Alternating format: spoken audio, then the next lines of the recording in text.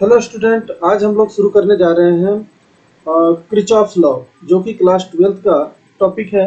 तो Kirchhoff's law आइए हम शुरू करने जा रहे हैं। इसमें हम कुछ इंपॉर्टेंट पॉइंट्स को डिस्कस करने वाले हैं इस वीडियो में, जैसे Kirchhoff's current law, Kirchhoff's voltage law, application of KVL in the class close loop, terminal voltage of a cell, EMF of cell, internal resistance of cell.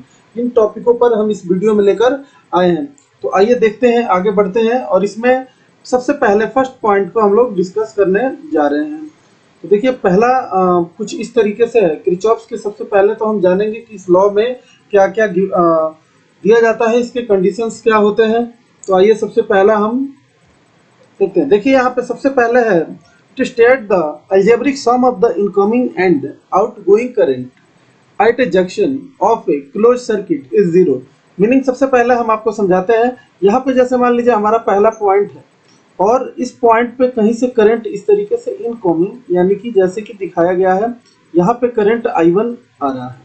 यहाँ के बाद यहाँ से हम 2 वायर्स में इसको कुछ इस तरीके से, जैसे कि I2 और I3, यहाँ से I1 करंट आया वो पॉइंट पे, और यहाँ पे करंट जो है इन दो डायरेक्शनों में मूव कर गया, जिसमें I2 और I3 इस तरीके से शामिल है। तो यहाँ पे देखिए, ये बोला गया है कि इनका जो सम होता है, अलजेब्रिक सम, वो 0 के इक्वल होता है। कहने का मीनिंग है यही है कि अगर हम चाहें तो यहाँ पे इस तरीके से लिख सकते हैं I1, और यहाँ से अगर इनकमिंग यानी इस पॉइंट पे देखेंगे, इनकमिंग को अगर पॉजिटिव लेते हैं तो आउटगोइंग को हमें निगेटिव लेना पड़ेगा। तो कोई एक साइन हम पहले डिसाइड कर लेंगे, या तो इनकमिंग को हम लोग नेगेटिव लेंगे तो आउटगोइंग को पॉजिटिव लेंगे, इनमें से कोई एक। तो I1 minus I2 minus I3 equal to 0, यानी I1 equal to I1 plus I2। तो इस तरीके से I2 प्लस I3 ये यहाँ पे हमारा इस तरीके से इक्वेशन हो गया। यानी कि किसी पार्टिकुलर पॉइंट पे जितना करंट इनकमिंग है उतना ही आउटगोइंग होगा, और उन दोनों का सम कितना हो जाएगा, 0 के इक्वल होगा, जैसे कि हमने दिखाया। ये दूसरा पॉइंट में इसमें डिस्कशन है। It also state that the sum of incoming current is equal to the sum of outgoing current. यहाँ से देखिए, यही स्टेटमेंट दिया गया है कि जितना इनकमिंग करंट आया यहाँ पे आया उतना ही आउटगोइंग। यानी कि अगर हम कहें कि अगर हम एक और वायर यहाँ पे केबल लाएं इस तरीके से, और यहाँ पे इनकमिंग हम दिखा दें I4, तो हम क्या दिखा सकते हैं कि I1 plus I4 equal to I2 plus I3, यानी जितना इनकमिंग हुआ उतना आउटगोइंग करंट हमने यहाँ पे दिखा दिया। तो इस तरीके से ये दूसरा स्टेटमेंट भी हमारा कुछ इस तरीके से समझ में आ गया। अब बोला गया है this law is based upon the conservation of charge. हम शुरू से ही कह रहे हैं, और ये हम आपको बता देना चाहते हैं कि फिजिक्स में क्रिचॉफ्स लॉ जो है कोई न्यू लॉ नहीं है, ये बेस्ड है कंजर्वेशन ऑफ चार्ज पे। तो हम इसको किस तरीके से समझे कि कंजर्वेशन ऑफ चार्ज पे बेस्ड है, हम इसको कैसे बताएंगे। तो देखिए, हमें पहले ही पता है कि I इक्वल टू क्या होता है, चार्ज अपॉन टाइम होता है। तो क्यों ना हम यहाँ से करंट की बात करें, तो I इक्वल टू क्या होगा, Q क्या हो जाएगा, Q इक्वल टू IT हो जाएगा, sorry, I into T, charge equal to. अगर दोनों साइड में अगर हम प्रोडक्ट कर दें टाइम से, यानी I1 t plus I4 t equal to I2 t plus I3 t। यहाँ से कंसेप्ट की बात करें तो यहाँ से हम क्या लिख सकते हैं, हम लिखेंगे Q1 plus Q4 equal to Q2 plus Q3, यानी कि charge incoming equal to charge outgoing, यानी कंजर्वेशन ऑफ चार्ज की बात कर रहा है, यानी Q incoming equal to Q outgoing. इस तरीके से हम कह सकते हैं कि किरचॉफ्स लॉ जो है वो कोई नया लॉ नहीं है फिजिक्स के अंदर, वो कंजर्वेशन ऑफ चार्ज वाला ही कंसेप्ट को फॉलो कर रहा है। तो आइए ये कंसेप्ट क्लियर होता है। किरचॉफ्स पहला लॉ जो है हम लोग समझ चुके हैं। अब हम बात करेंगे किरचॉफ्स वोल्टेज लॉ का, यानी दूसरे पॉइंट पे हम डिस्कशन करेंगे। तो आइए देखते हैं हम किरचॉफ्स वोल्टेज लॉ क्या होता है और इसको किस तरीके से हम लोग शो करते हैं। तो ये रहा किरचॉफ्स वोल्टेज लॉ। अब यहाँ देखिए कि यहाँ पे सबसे इंपॉर्टेंट क्या है, सबसे पहले तो एक सर्किट चाहिए, इसीलिए लिखा गया interstate algebraic sum of all the potential drops in a closed circuit is zero. This law is based upon the conservation of energy। देखिए इसको समझने से पहले हम कुछ पॉइंट्स को समझना चाहते हैं, ठीक है, डिस्कशन करना चाहते हैं और फिर हम आगे बढ़ेंगे। तो आइए देखते हैं कि कुछ पॉइंट्स जो है वो क्या है। सबसे पहले हम बात करेंगे सेल का, ठीक है। तो यहाँ पे सेल की बात करेंगे हम, दो तरीकों का सेल यहाँ पे हम जानते हैं, एक होता है रियल सेल और दूसरा होता है आइडियल सेल। तो हम पहले शुरू करते हैं आइडियल सेल और दूसरा है रियल सेल। अब यहाँ पे कोई कहेगा आइडियल सेल रियल सेल, अभी तक तो आपने सीखा था सेल ही होता है, अब आइडियल सेल और रियल सेल क्या होता है। तो देखिए अभी तक आपने सर्किट में कुछ इस तरीके से डायग्राम देखा होगा कि ऐसे बना दिया गया और यहाँ पे 2 वोल्ट या V वोल्ट हम लिख देते हैं, ठीक है। अगर फिर हम बात करें रियल सेल का तो ये कैसा होता है, उसके पहले हम आइडियल सेल के बारे में डिस्कस करेंगे वास्तव में ये है क्या।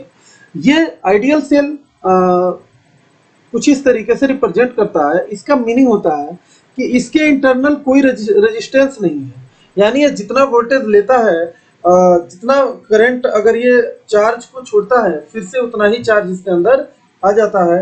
एक्चुअली में ऐसा कोई जो क्या कहते हैं कि बैटरी बना नहीं है, कोई सेल बना नहीं है, लेकिन एक्चुअली हम इसको ऐसा मान लेते हैं। वही रियल सेल की बात करें तो अब जाके इस डायग्राम से हमें कुछ इस तरीके से ये दिखाई देता है, यहाँ पे इसका इंटरनल रेसिस्टेंस आ जाता है और ये इंटरनल रेसिस्टेंस, अब यहाँ पे हम सीखेंगे कि इंटरनल रेसिस्टेंस क्या होता है, एक्सटर्नल रेसिस्टेंस क्या होता है, तो ये हम आपको बताएंगे। ये इंटरनल रेसिस्टेंस है जिसका इंटरनल रेसिस्टेंस R ओम है और इसकी बैटरी V वोल्ट का है। यहाँ पे केवल बैटरी था लेकिन इस बार इंटरनल रेसिस्टेंस है, यानी कि कभी भी बैटरी अगर डिस्चार्ज होता है तो इंटरनल रेसिस्टेंस का काम क्या होता है। जैसे मान लीजिए कि अब बैटरी ने 100 चार्जेस को निकाला, ठीक है, बैटरी का तो काम होता है पोटेंशियल में डिफरेंस लाना, बट चार्ज भी तो फ्लो करता है। आपने करंट में सीखा होगा कि बैटरी पोटेंशियल में डिफरेंस लाता है, इसके वजह से क्या होता है कि चार्ज का मूवमेंट शुरू हो जाता है। अब चार्ज जो है बैटरी के टर्मिनल से होके जाना है यहाँ पे, तो यहाँ पे बताइए इंटरनल रेसिस्टेंस क्या करता है कि कुछ ना कुछ यहाँ पे चार्ज का लॉस हो जाता है, यानी कि वो हीट में कन्वर्ट कर जाता है। तो इस तरीके से चार्ज के लॉसेस होते हैं, वो इंटरनल रेसिस्टेंस के वजह से होता है कि अगर कोई बैटरी डिस्चार्ज हो जाए, जैसे कि अगर वो पूरे तरीके से चार्ज है और टाइम जैसे जैसे बढ़ता है तो बैटरी डिस्चार्ज होते जाता है, यानी कि कुछ ना कुछ चार्ज जो है यहाँ पे हीट के टर्म में लॉस होते जाते हैं। इस तरीके से बैटरी एक टाइम ऐसा आता है जब वो डिस्चार्ज हो जाता है। तो देखिए हम कुछ पोटेंशियल लिखने का आपको कुछ मेथड बताएंगे जिसका आपको यूज करके केवीएल को यानी कि वोल्टेज लॉ को आपको समझना है और किस तरीके से आपको निकालना है ये हम आपको तो बता ही रहे हैं। देखिए तो सबसे पहले हम बात करेंगे इसके साइन कैसे लेते हैं, पोटेंशियल का डिफरेंस कैसे लेते हैं। देखिए अगर हम बात करें एक रेसिस्टेंस है हमारे पास इस तरीके से, इसमें करंट ऐसे मूव कर रहा है, इस बार डायरेक्शन का काफी रोल है। करंट आई मूव कर रहा है और हम जो मूव कर रहे हैं इसी के डायरेक्शन में मूव कर रहे हैं। तो यहाँ रेसिस्टेंस आर होने की वजह से पहला केस, यहाँ पे पोटेंशियल अगर डायरेक्शन में है, देखिए यहाँ पे पॉजिटिव भी ले सकते हैं नेगेटिव भी ले सकते हैं, लेकिन मैं यहाँ से V इक्वल टू माइनस का IR लिखूंगा सेम डायरेक्शन में, वो मेरा बस मानना है। बाकी आप पॉजिटिव भी लिख सकते हैं कि जब इसको आप पॉजिटिव लिखिएगा तो आप यहाँ ध्यान रखिए कि दूसरे डायरेक्शन में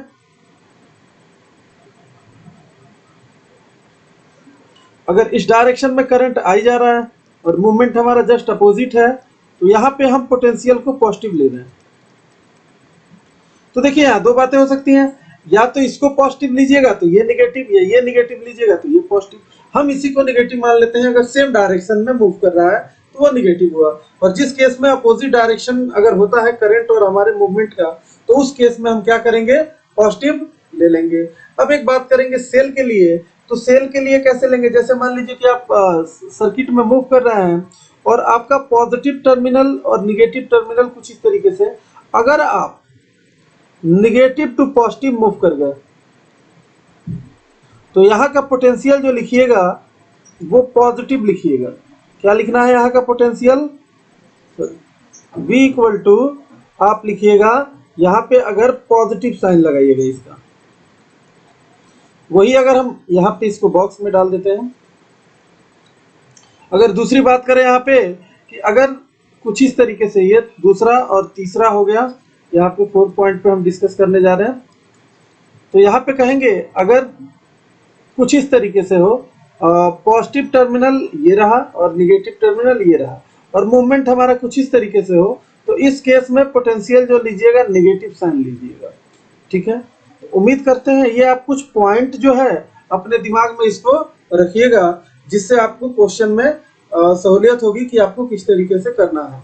तो आइए हम आगे बढ़ते हैं और इस पर डिस्कशन करते हैं कि वास्तव में लॉ कह क्या रहा है। तो ये देखते हैं। सबसे पहला, it states the algebraic sum of all the potential drop in a closed circuit is 0। ठीक है, देखते हैं। देखिए ऐसा है कि हमने क्या किया कि एक सर्किट बनाया कुछ इस तरीके से। देखिए यहाँ पे हमने एक सर्किट बना दिया, इसको हमने कुछ इस तरीके से एक रियल सेल इसके साथ हमने अटैच कर दिया।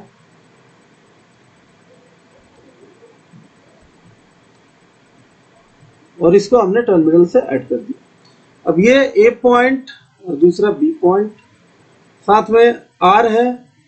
यहाँ पे देखिए ईएमएफ की बात करते हैं, हम वी से ना लिख के इसको इलेक्ट्रोमोटिव फोर्स यानी ई से लिखते हैं, और यहाँ पे रेसिस्टेंस इंटरनल वो आर ले रहे हैं। इस सर्किट में जो करंट पास हो रहा है हम उसे आई मान ले रहे हैं, और इसी आई को हमें इसमें निकालना है कि हम कैसे निकालेंगे। तो यहाँ से काफी बिगनिंग है, आप यहाँ से काफी कुछ सीख सकते हैं। मेनली क्या है कि आपको थोड़ा सा ध्यान देना पड़ेगा कि आपको यहाँ पे कैसे काम लेना है।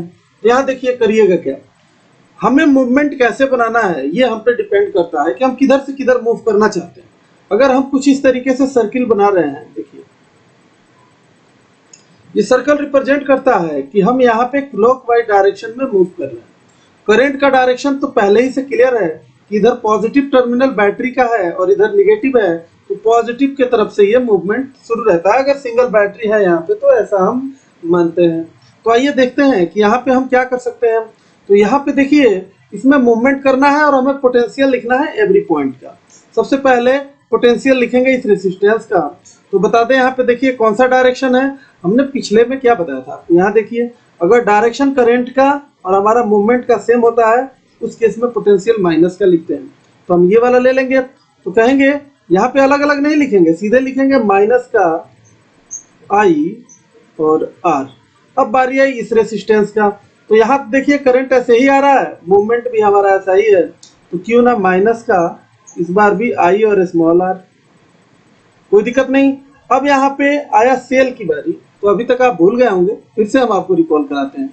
सेल के लिए देखिए अगर हम निगेटिव से पॉजिटिव की तरफ बढ़ रहे हैं तो इस केस में पॉजिटिव साइन यानी कि ईएमएफ ले लेंगे पॉजिटिव, और जब पॉजिटिव से निगेटिव आएंगे उस केस में निगेटिव ईएमएफ हमें लेना पड़ेगा।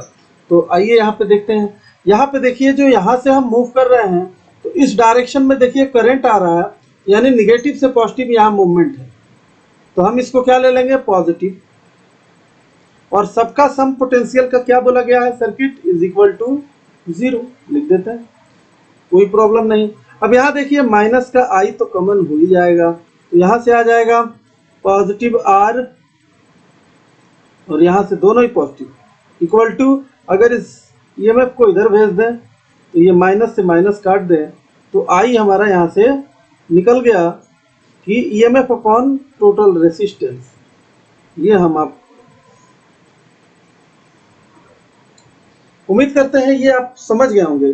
इसके अदर भी एग्जाम्पल देकर हम आपको समझाएंगे, लेकिन इसके पहले ये आपको समझ में आ जाना चाहिए। अब देखिए यहाँ पे अगर हम बात करें कि इसमें और क्या कोई एग्जाम्पल हो सकता है, तो हम कहेंगे बिल्कुल हो सकता है, क्यों नहीं हो सकता है। तो देखिए क्या एग्जाम्पल ले सकते हैं, एक एग्जाम्पल और लेकर हम आपको समझाते हैं, उसके बाद हम पोटेंशियल डिफरेंस आपको समझाएंगे और इस सर्किट का कि किस तरीके से निकाला जाता है। चलिए देखिए, और दूसरा पॉइंट हम समझा, this law is based on upon conservation of energy. अब एनर्जी इक्वल टू क्या होता है, तो इसको आप इधर भेजिए, जाई इक्वल टू क्या होता है, यहाँ आई आर प्लस आर। अब एक काम कीजिए, दोनों तरफ आई से प्रोडक्ट कीजिए, तो जाई आई और यहाँ क्या हो जाएगा आई स्क्वायर आर। उम्मीद होगा आपको याद होगा कि आई स्क्वायर आर और पोटेंशियल आई का प्रोडक्ट क्या होता है, तो वो होता है पी यानी पावर। और पावर का मतलब क्या होता है कि कितना हीट का लॉस और गेन होना होता है। तो यहाँ पे वास्तव में ये इनिशियल एनर्जी, फाइनल, यानी जितना एनर्जी आप दीजिएगा उतना ही गेन या लॉस होना है। तो यहाँ पे ये कंजर्वेशन ऑफ एनर्जी का कंसेप्ट को ये फॉलो कर रहा है। तो दूसरा पॉइंट भी आपको समझ में आ गया। अब हम आगे बढ़ते हैं, इसके नेक्स्ट पॉइंट पे हम बात करेंगे। देखिए कुछ इस तरीके से दूसरा एग्जाम्पल लेते हैं। जैसे मान लीजिए कि हमने क्या किया कि एक यहाँ पे हमने दो सेल ले रहे हैं। कैसे? तो यहाँ पे एक सेल कुछ इस तरीके से,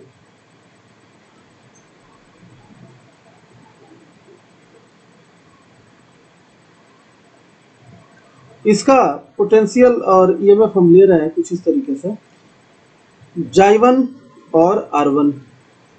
यहाँ हमने एक रेसिस्टेंस लगा दिया यहाँ पे R और आगे बढ़े, और यहाँ पे एक और हमने सेल लगा दिया कुछ इस तरीके से, और इसको फाइनली हमने एक दूसरे से कनेक्ट कर ही दिया। यहाँ हमने जो लिया J2 और यहाँ R2। अब ये डिपेंड करता है कि इसका रेसिस्टेंस किसका ईएमएफ ज्यादा है। अगर हम ये कह दें इस केस में हमें निकालना तो एक्चुअली आई है, तो आई तो बैटरी ये भी दे रहा है ये भी दे रहा है, लेकिन दोनों का पॉजिटिव टर्मिनल एक साथ जाएगा तो रिजल्टेंट के डायरेक्शन में ही मूव करेगा ये। तो हम कहेंगे कि यहाँ पे अगर J2 ग्रेटर देन ले लेते हैं J1 से, यानी कि ईएमएफ जो दूसरा है वो पहले से बड़ा है, तो इस केस में करंट का डायरेक्शन हमें कुछ इस तरीके से यानी कि लेना पड़ेगा, यानी आई को ऐसे लेना पड़ेगा। ये जस्ट हमारा मानना है। अब देखिए यहाँ पे क्या होगा। अब मूवमेंट कैसे करना चाहते हैं वो हम पे डिपेंड करता है कि चलिए हम क्या करते हैं कि इस बार बस मूवमेंट हम वही रखते हैं, केवल इस बार करंट का डायरेक्शन चेंज हुआ है, मूवमेंट वही का वही है। तो आप इसको कैसे कीजिएगा, देखिए यहाँ पे हम यहीं से शुरू करते हैं इसी पॉइंट से, ठीक है। इस पॉइंट से शुरू करेंगे तो क्या लिखेंगे, सबसे पहले इधर मूव कर रहे हैं, तो देखिए करंट जो है आई वो इधर आ रहा है और हम इधर मूव कर रहे हैं। तो हमारा तरीका क्या है, इसको पॉजिटिव लिख देने का। तो पॉजिटिव लिख देंगे, अपोजिट डायरेक्शन को क्या लिख देते हैं, पॉजिटिव लिख देते हैं। तो हम लिखेंगे माइनस पॉजिटिव आई और आर। अब देखिए यहां से हम गए, अभी भी करंट ऐसे मूव कर रहा है। जब ऐसे करंट मूव कर रहा है और हम इधर से मूव कर रहे हैं, यहाँ देखिए मूवमेंट यानी पॉजिटिव से निगेटिव जा रहे हैं इस बार, तो माइनस का J2 लिखना पड़ेगा। साथ में करंट इधर से आ रहा है, हम इधर जा रहे हैं, अपोजिट डायरेक्शन होने की वजह से हमें I और R लिखना पड़ेगा, और वो भी 2। अब फिर हम इधर बढ़ रहे हैं, मूवमेंट हमारा देखिए क्लॉकवाइज है और करंट का डायरेक्शन एंटी क्लॉकवाइज है, तो यहाँ पर भी प्लस का IR1 ही लिखा जाएगा। और साथ में एक चीज और, यहाँ पे देखिए मूवमेंट को देखा जाता है इस बैटरी के लिए, तो यहाँ निगेटिव से पॉजिटिव की तरफ हम बढ़ रहे हैं। इसका मतलब कि हमें पॉजिटिव J1 लेना है इक्वल टू 0। हमें यहाँ से I चाहिए, तो I क्यों ना ले लें, यहाँ से I बाहर, R plus R1 plus R2 equal to के साइड उधर भेजेंगे, तो देखिए J2 यहाँ निगेटिव है तो इधर आके पॉजिटिव हो जाएगा, और J1 पॉजिटिव है तो ये निगेटिव हो जाएगा। तो इस तरीके से यहाँ पे करंट का फॉर्मूला फिर से J2 minus J1 divided by R1 plus R2। तो इससे ये पता चल रहा है कि ईएमएफ जो है नेट होना चाहिए डिवाइडेड बाई टोटल रेसिस्टेंस। उम्मीद करते हैं आपको अब समझ में आ गया, अगर हमने दो एग्जांपल यहाँ तक ले लिए तो। अब हम आगे बढ़ के देखेंगे, अगर हम बात करें नेक्स्ट की, तो अब हम बात करेंगे पोटेंशियल डिफरेंस की, और बहुत सारे पॉइंट्स हैं इसमें। ग्राफ को कैसे स्केच किया जाता है हम उस पर भी बात करेंगे। जाई और आर में ग्राफ हम स्केच करना चाहते हैं तो अलग अलग सर्किटों के लिए ग्राफ हम यहाँ पे आपको बताएंगे। तो लिखते हैं देखिए यहाँ पे सबसे पहले हम कह रहे हैं कि इफ अगर रेसिस्टेंस को हमने 0 ले लिया, ऐसा मान लीजिए, अगर रेसिस्टेंस को 0 ले लेते हैं तो सर्किट में कैसा आपको दिखाई देगा। ये देखिए, ये रहा, इंटरनल रेसिस्टेंस ही केवल होगा और एक्सटर्नल रेसिस्टेंस होगा ही नहीं, यानी कि इस तरीके से वायर आ जाएगा। अगर इसमें करंट की बात करें तो आई मैक्सिमम करंट होगा इसमें, और वो जाई अपॉन आर के इक्वल होगा, यानी कि जाई और आर के इक्वल। अब हम करंट और वोल्टेज में ग्राफ स्केच करना चाहते हैं। अगर जैसे जैसे आप रेसिस्टेंस बढ़ाइएगा वैसे वैसे करंट जो है सर्किट में कम होता चला जाएगा। तो आइए देखते हैं कुछ इस तरीके से। यहाँ पे हम डिस्कस कर रहे हैं कि इधर करंट हम ले रहे हैं आई और इधर रेसिस्टेंस ले रहे हैं आर। मैक्सिमम करंट, ये मैक्स करंट है, वो किसी पॉइंट तक होगा, या मान लीजिए यहाँ पे, और वो किसके इक्वल है, तो आई मैक्स की बात करें तो ये जाई अपॉन आर है। अब यहाँ से देखिए, जैसे जैसे रेसिस्टेंस आप बढ़ाइएगा रेशियो क्या होता जाएगा, ये कम होता जाएगा। तो करंट जैसे जैसे रेसिस्टेंस आप बढ़ाते जाइएगा वैसे वैसे कम होते जाएगा, और अगर रेसिस्टेंस आप इन्फिनिटी रख दीजिएगा तो उस केस में 0 हो जाएगा। तो कुछ इस तरीके से कर्व को ये फॉलो कर रहा है। तो उम्मीद करते हैं आप कर्व ये समझ गए होंगे। अब देखिए हम आगे बढ़ते हैं, नेक्स्ट पॉइंट की बात करेंगे कि इसमें और क्या हम सीख सकते हैं। तो हम डिस्कस करेंगे ईएमएफ ऑफ सेल क्या होता है, उसका डेफिनेशन क्या होता है, फिर इंटरनल रेसिस्टेंस के बारे में हम आपको समझाएंगे वो क्या होता है। ठीक है, तो आइए देखते हैं ईएमएफ ऑफ सेल।